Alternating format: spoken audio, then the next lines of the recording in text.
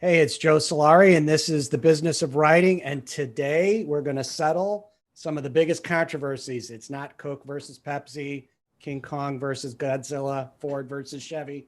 No, it's the big one, Sweet versus Steamy.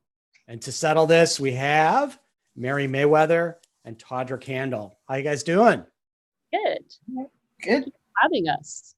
Happy to be And here. Tawdra, you're representing Steamy. All Steamy right. romance. Hmm? Merri. I'm a sweetie. It's the sweeties versus the steamies. That's right. There you go.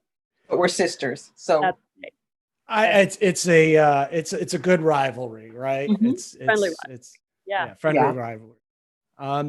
So tell me a little bit about this project. I heard inklings in the background. Craig had mentioned something about this, trying to bring community together through these anthologies, but I was just half listening. So why don't you tell me what it's all about? Well, you should probably start, Mary, because you guys went first. You Okay, guys so- worked out the date. okay, so what happened is like how Craig was like, the conference is a go, conference is a go, conference is a go. And then he was like, the conference is a no. Yeah.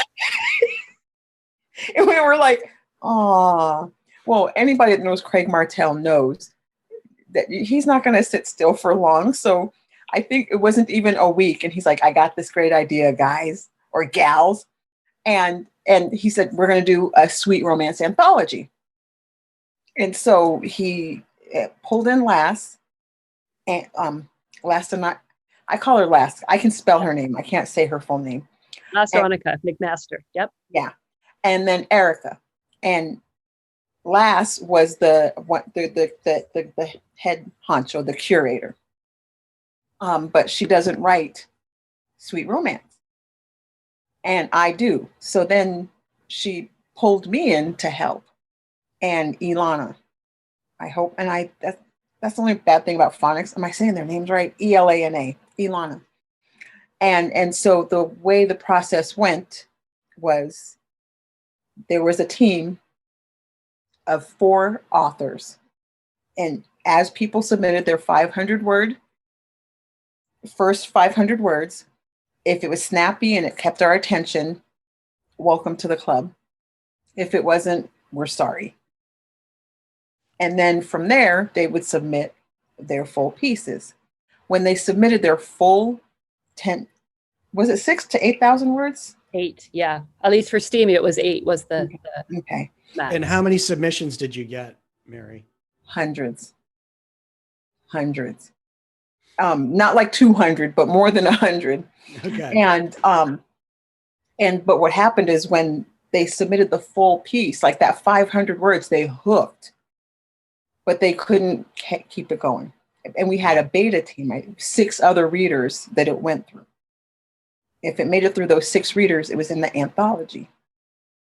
And so we started the process. The excitement was great. And then the Steamy, you started, I want to say like 4 weeks after us, or was it even closer to that?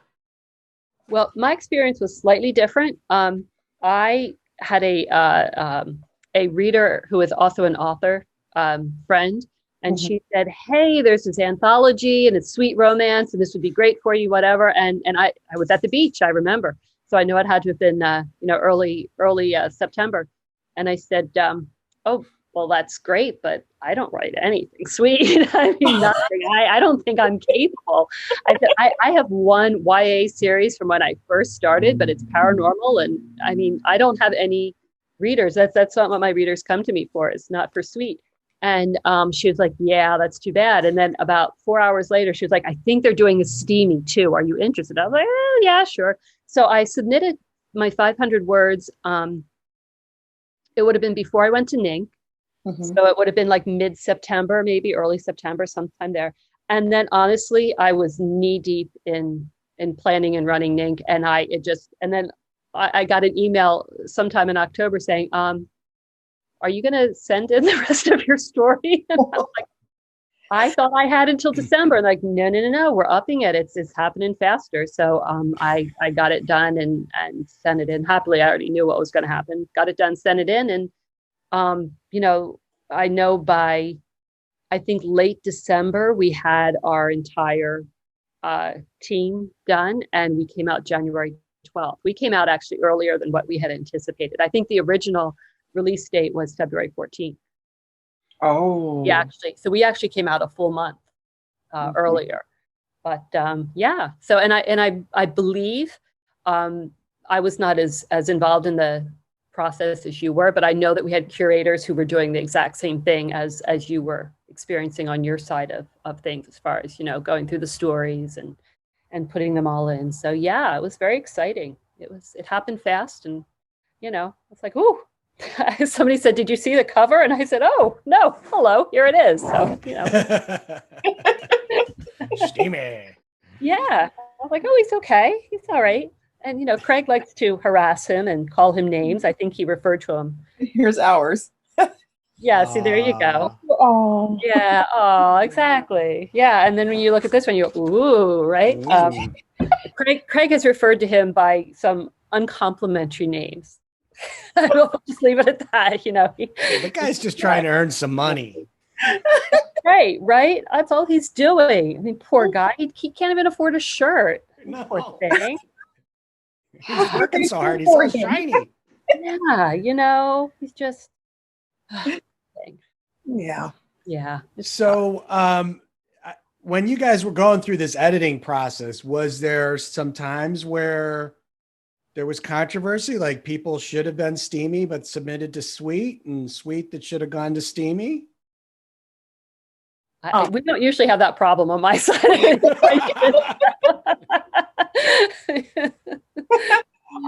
And I think this is how the Steamy came about. People were trying to wedge themselves into Sweet. And what we wanted to do is, one, your name is on the book, your name is then tied to every author on the book. Yeah. So if you had a Steamy author that was in a Sweet book, all of a sudden that Steamy author's also bots are crushed because there's 20 other authors tied to her name. And then reader expectation. And this is like all clean. And so if you have someone coming in expecting clean, and like we had someone that submitted first 500 words, they were in the bed. And the door was wide open. I was like, oh my, that's not clean. Or one was, they made a bet over having a one-night stand. Oh, you're like, that is interesting, but yeah. And so yes, we did have a little bit of that, but you appreciate it. And not even just like the presence, but what we've had after this is, and I call them my Steamy sisters, and I'm in their Facebook group, and I usually just point and laugh at their posts because I don't know how to joke the way they joke, but their jokes are funny. And in the Steamy group, it's the same thing. We went from being like these. Did you guys ever play Wii? Yeah. Okay, you know how you have the me room and you all those avatars just wandering? That's what it was like before the anthology. Now we know and even people who weren't in the anthology are still in the group. And so we found this cohesive unit where we support the genre and we support each other. But I think you have a good point that you don't want to mix the Steamy and the Sweet. And that was really important. And that was why, as I said, when I was asked about the Sweet, I knew immediately I had no place to send readers who were reading a Sweet book. If I could have written, let's face it, even I probably could have pulled it together and written something sweet.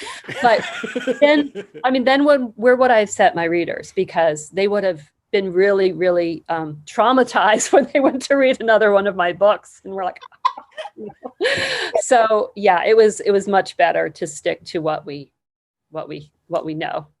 Stick to our lane, stay in our lane. Yeah, that's such an important point, right? It's not, it's twofold. One is reader expectation, but then there's also like for your peers, when you collaborate like that, you come together, you could really screw things up for each other, right? Like, yeah, yeah, yeah, yeah. It's you know, keeping your also box clean is really important, and you know, this works. Mm-hmm. Good. so when it came, you kind of mentioned before we got on the call, but could you kind of get into how you got through the process, you get your authors, maybe talk a little bit about how you went to market as a group and if you did things differently and any kind of learnings you've gotten from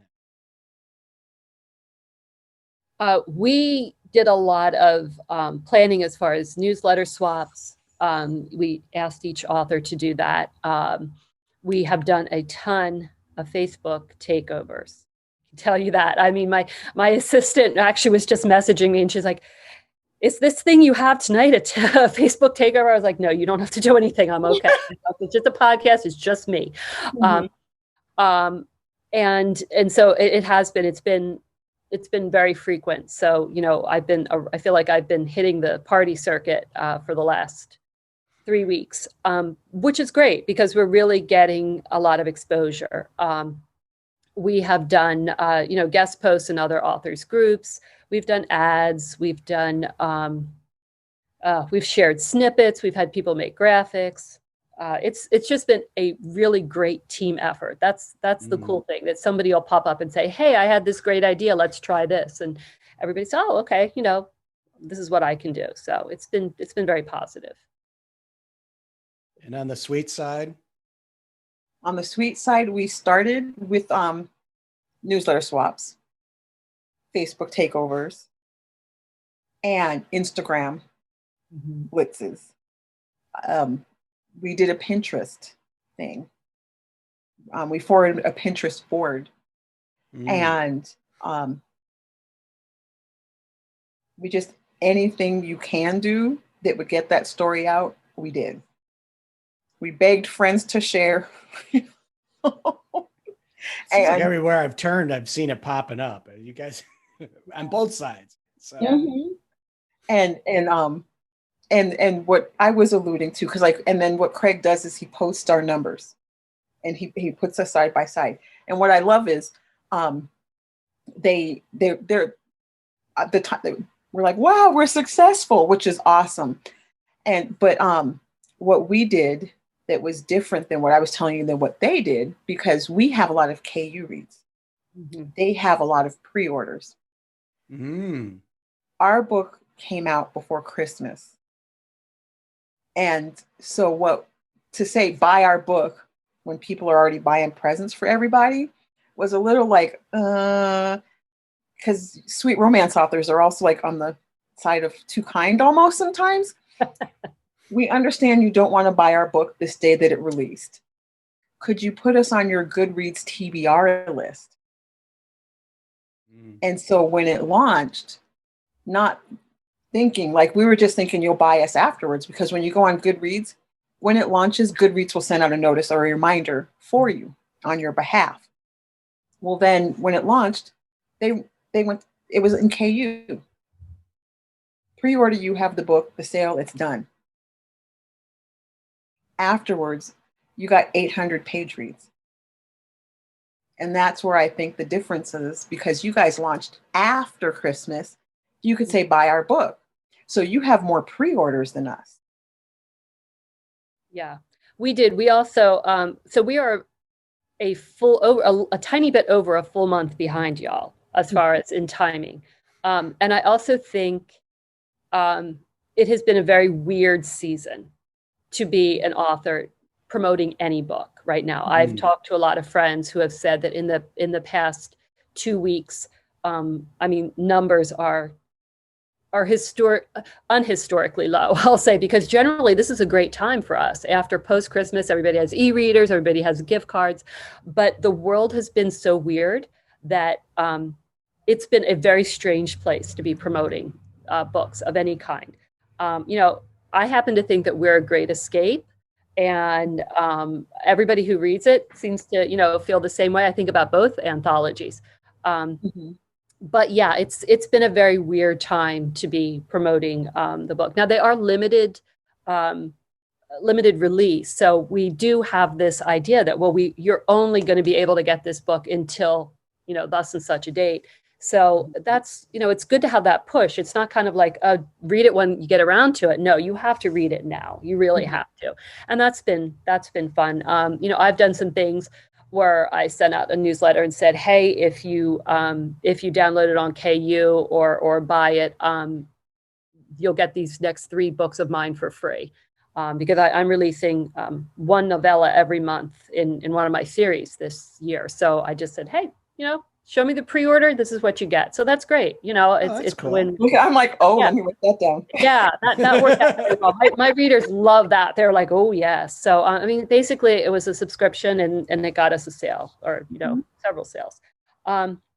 Yeah, we Steamies, we have no shame. We'll just say, whatever you want us to do, we will do. We are there for the sale. So, but it has been interesting. I've wondered whether the fact that your KU read is higher, your page reads are higher, says something about the genres. Are Steamies not on KU? I mean, that's the opposite of what I've understood all my career. I'm not a KU author. I'm wide.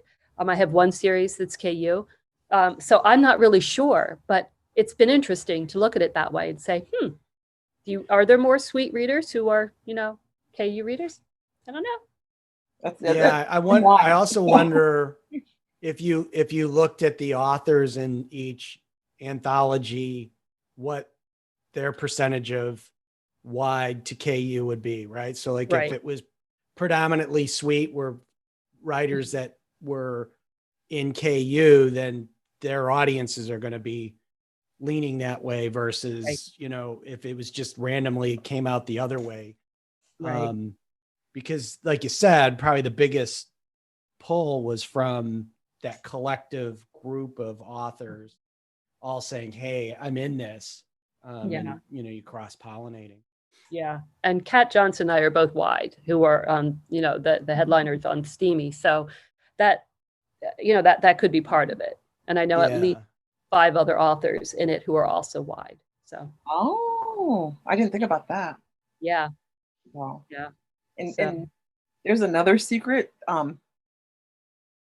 That post, and so to stay true to my brand, that's why I posted that like in a gauntlet, because I couldn't say, hey, my Steamy sisters have this book, check it out. Because people will be like, Merri, what's up with that? So I put the challenge out so I could stay true to my brand, but support you guys. Good idea. There you go. But what was funny was like all my clean readers were like, yeah, I like that cover. I was like, what? And I think that a lot of times I shared the Sweet with my readers, both newsletter, social media when it came out. And a lot of them are like, yeah, we'll read it. You know, I mean, they tend to, I think you probably have more Steamies who will go Sweet than Sweet who will go Steamy, because I don't know. I don't know. That's just anecdotal. Anecdotal. Well, that just surprised me when I saw that. I was like, whoa. Yeah. You know, hey, everybody likes a good man chest, right? You know, and actually, and then or is it also just because it's steamy doesn't mean the story isn't good. It's still a good story. Yeah, exactly. Well, that was one of the criteria, was that it's not, and this is what you have to educate readers about if they haven't read this kind of book before. It's not erotica. It's not even erotic romance. It's steamy romance. And how you figure that out is if you take out the sex, is there still a story? Well, yeah, there is. It's not as good, but you know, but it's still there. I mean, so for the uninitiated, somebody that wouldn't read Steamy or Sweet, is there like there is for Peppers, like a Scoville ranking that like a metric system of Sweet to Steam? Yeah, there's some authors who will like have flames. They'll say 5 flames down to, you know, 1 flame or whatever. These are probably I mean, they're not all the stories are the exact same heat level, but I would say that they probably run between a 3 and a 5. So, there are no closed doors in this book. Let's just say that. None. They're wide open. Okay. We've taken the doors off the hinges and thrown them away. So. Sorry. So if we're 3 to 5 on the Steam. My pearls. I know your pearls. Where are your pearls?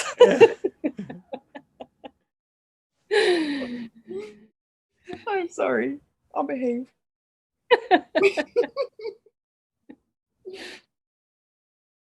I'm sorry, Joe. I'll behave now. So is there a sugar level going the other way? Like if we, because I'm assuming sweet, we have no flames, right? You can have, we don't have any in here, but if you're going like the genre, you can have 2. Like, and one is actually kissing, because I just, with the promoter, they were putting the chili peppers. 1 is if there's kissing, 2 is if it's closed door. And then 3, they're going into the other book. But we have, so we have one flames, 1 chilies or whatever. There's kissing, but there's nothing. Okay. All right. I just, you got to educate me. I'm always learning, that, right? Oh, you know what? So, I think I'm going to, instead of flames, because I'm sweet, I'm going to start doing lollipops. Yeah, like a sugar level, right? Yeah. There you go. A cupcakes? Yes. Except that might make people mad because you're like, it's a 1 cupcake book. Well, I don't want that. And all the cupcakes. It's a 1 cupcake, but it's got a lot of frosting. Hey, you just want the frosting anyhow. That's right. Yeah. Mm-hmm. So, have you guys talked about doing this again, other anthologies, or is this kind of a one and done? I don't know for sure. I mean, I would be surprised if it wasn't something that was repeated.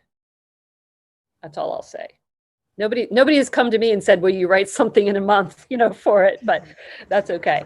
But I would be surprised if they didn't offer something along this line, maybe later in the year or next year. I don't know. No, it'd be fun to do something similar.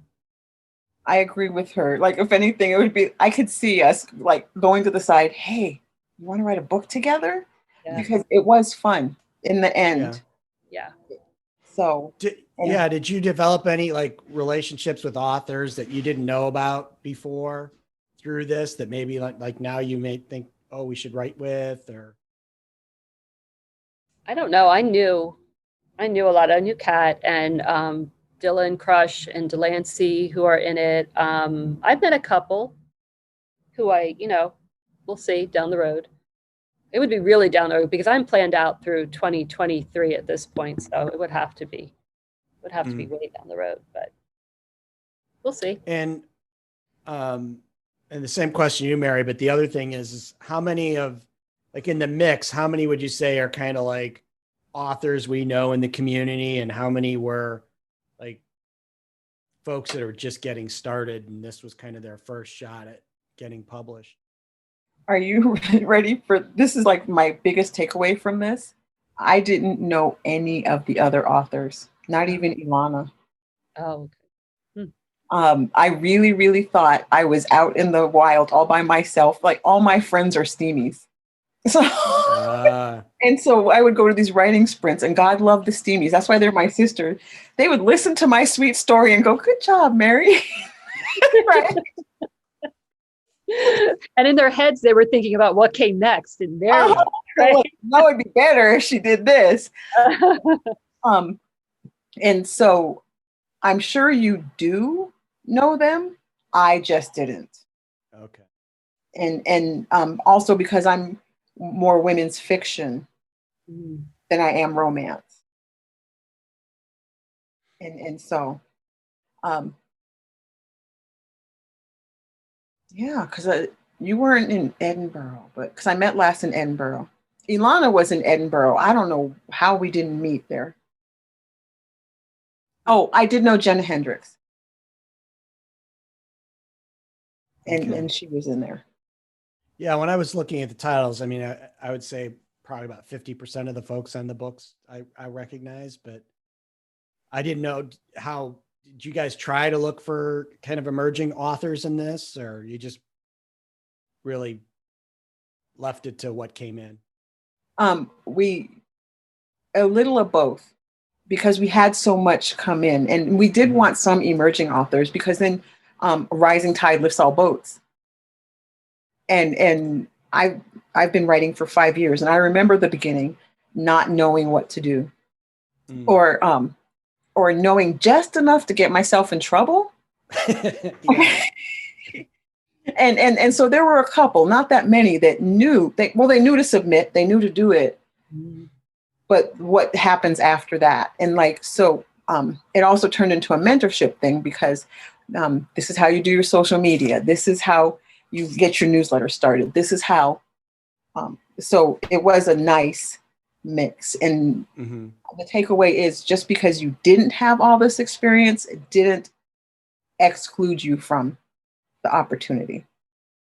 Yeah, that's good. That's good.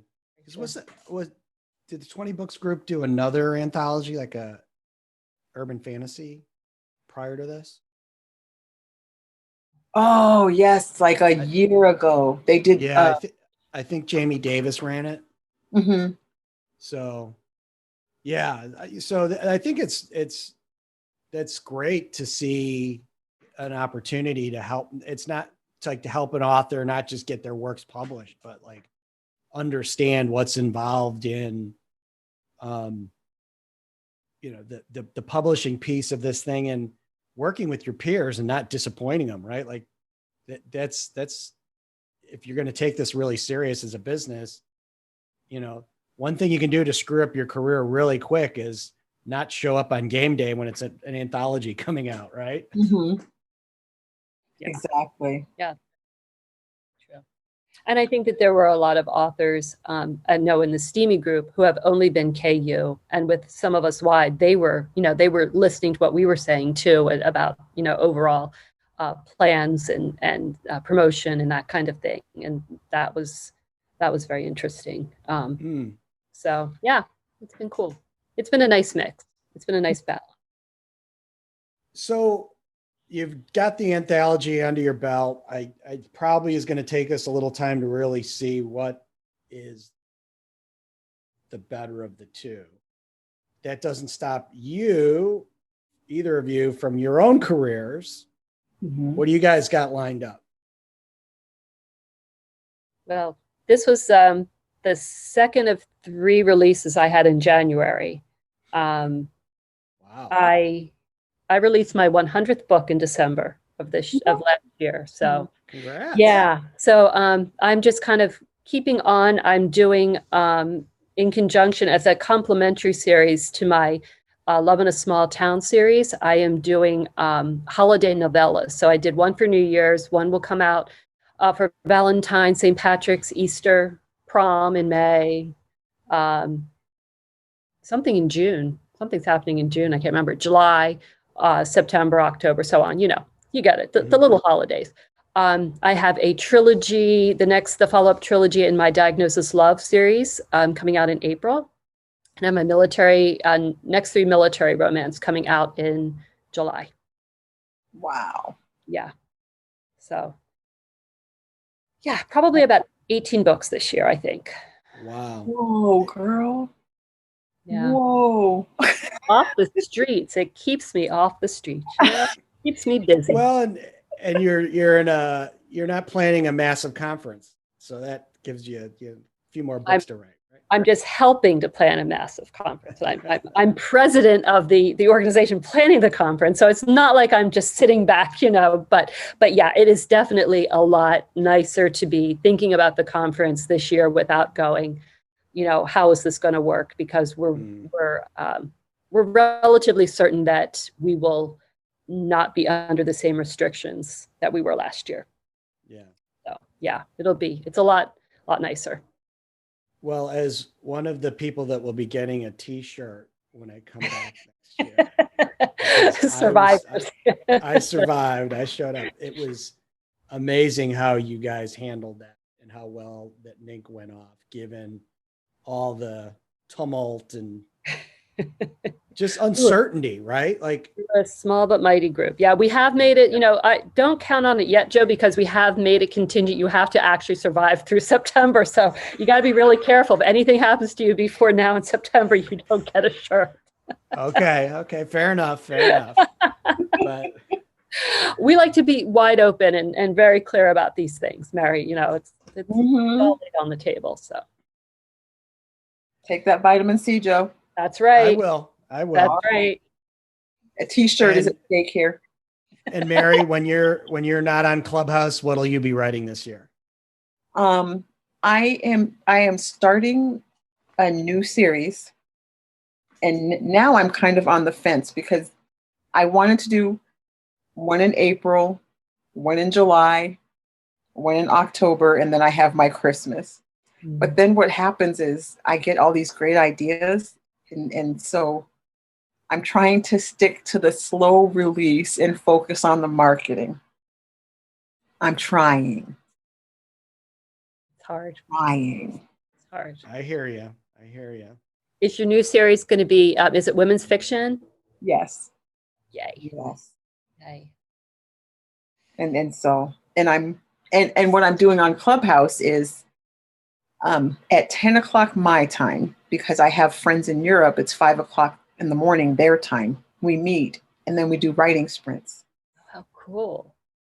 How's that working?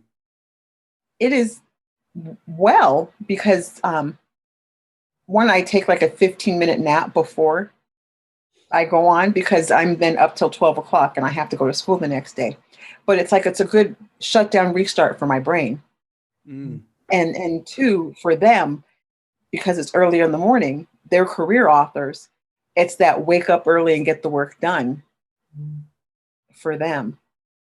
And what was interesting was, and I'm like, someone I fangirled over, she has no idea I fangirled over her, popped into our sprint. And she's like, well, I have to have 50,000 words in the week. And I'm like, yes, you're getting those 50,000 words done, because I need to read that book. But I didn't. I get that. I totally get that. Yep. And you're not going to tell us who it is? It's Melissa McClone. Oh. Okay, see, so I'm like, yeah.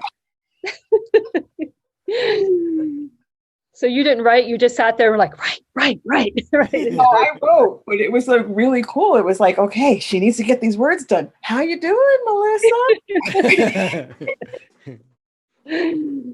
That's always but what's cool is she's really encouraging too. So that's what I'm doing on Clubhouse, is helping writers write.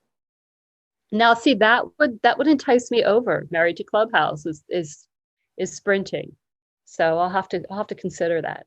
Yeah. Yeah. I know the initial, I don't want to turn this into a Clubhouse thing, but like the initial thing is like, oh, I need another social media platform. Like I need a hole in my head. I was thinking the same thing, but when you get on there and you see how you can connect with your peers, like put aside like it growing your business from the perspective of your audience. Maybe someday that'll happen. I don't think we've really, tell me if I'm wrong, Merri, but I don't think we figured that part out yet. And it's so new. I mean, they still haven't let Android out. But from the perspective of, what's so meaningful at Nink is that time when you can hang out with your people. Networking. Yeah. It's like that. Right. Yeah. And it's turning into just like, oh yeah, it's the same 4 people at the bar again.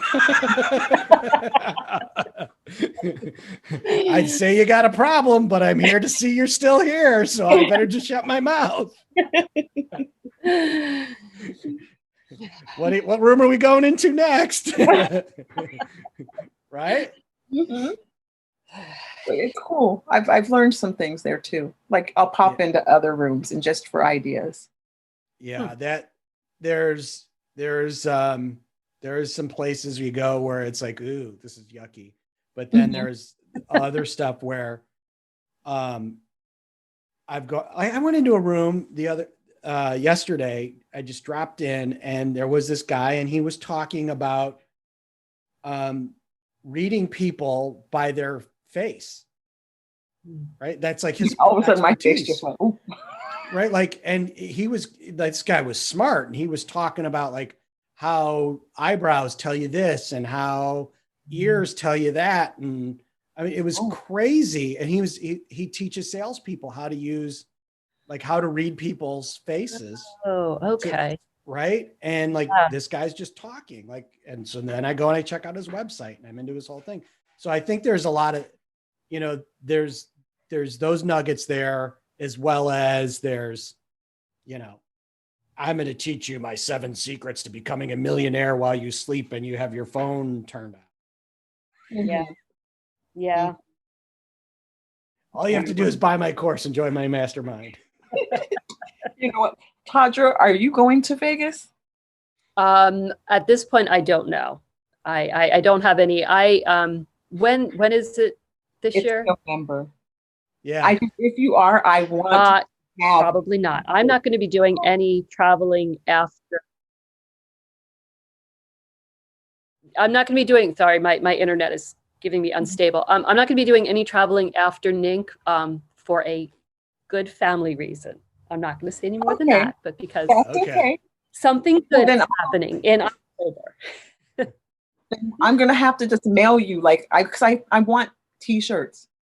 Like Team Steamy, Team Sweetie t-shirts, and then we could... what a good idea. Yeah, that sounds great. That would be fun. Yeah, definitely. You'll just have to post a picture on Instagram and you'll be there in spirit. Oh, definitely. Definitely. I will be happy to do that. Yep. Yep. Sounds good. Sounds like a plan. Mm-hmm. Well, this was fun, and I miss seeing you guys face to face. So this will have to be my dose of Tawdra and Merri for now. Yes. Thank you for doing it. I really appreciate the kind of work that you guys are doing. Not, you know, certainly you participate in these things so you can sell your own books, but you know, for what you do for the community to support other authors, this is a big deal, right? Like for a lot of people, to get into an anthology like this becomes the stepping stone for a lifelong career, and to see that there's these opportunities. I mean, to think about this, like, you know, 10 years ago, was there the opportunity to be in an anthology like this? No, definitely not. Definitely not. No. So this is a real game changer for a lot of people. I agree. Yeah. And I know like Chris Kennedy, he's been doing those anthologies for the Four Horsemen universe for probably, I don't know, 4 or 5 years. And, you know, to see a situation where somebody could be their first time ever getting published and they're in a book with somebody that's there that they were fanboying or fangirling over for decades, maybe even got them inspired to be a writer. That's really cool. And I think that you guys, I know that a lot of times when you get into these projects, you're like, why did I do this? Never. I got a business to run here. You know what? Honestly, because like every story was good. Like, and because I was waking up at 5 a.m. or coming home from work and like 9, 10 o'clock at night reading these stories, and they kept me. Like they made me happy. So honestly, there wasn't much. I know like romance, they're like romance has drama. There was like a little bit, but that's just like life, like normal people conflicts. But it was like a phenomenal, like just getting to see the work and the people. Yeah, it's been good. I've been blown away. I didn't read Steamy until it actually came out because I wanted to give the KU reads. I was like, I'm giving up the KU read. I had it, but I couldn't. I'm not going to read it till after. So I've been reading it as I go to sleep every night, and every story I'm like, oh wow, now I want to go check out her books. And some of the authors I've read because I've been in other things with them or whatever, but some of them are brand new, and I've been really, really impressed and excited. So yeah, I'm super happy with it. Which I really can't say about every project I've been in, but this one, without a doubt, yeah, I've been happy. So, and I'm very picky. So, I am, but I'm very, very proud of this work and of the work everybody's put in. So on Steamy and Sweet, both sides. There you go. Well, you know what we should do, Merri? Wait, Joe, we should do one of those books that like one side is sweet and then you flip it over and the other side is steamy, like you used to have when you were a kid, right? Yes. Oh. That'd be cool. Yes. I'm not sure how you would publish it, but we'd have to. Yeah. Okay. I know how to do the print version. Okay. I know how to do it. Okay. I figured it out. Okay. There you go. We'll be back, Joe. All right. And maybe then it'll finally get settled. Or this could just be like the Hatfields and the McCoys. It's just a generational feud that'll never end. There you go. Yeah. It's a nice feud. All right. Well, this was awesome. Thank you, Merri, and thank you, Tawdra, for coming on the show. And thank you for having us. And we'll be seeing you around. All right. Bye. Okay. Bye.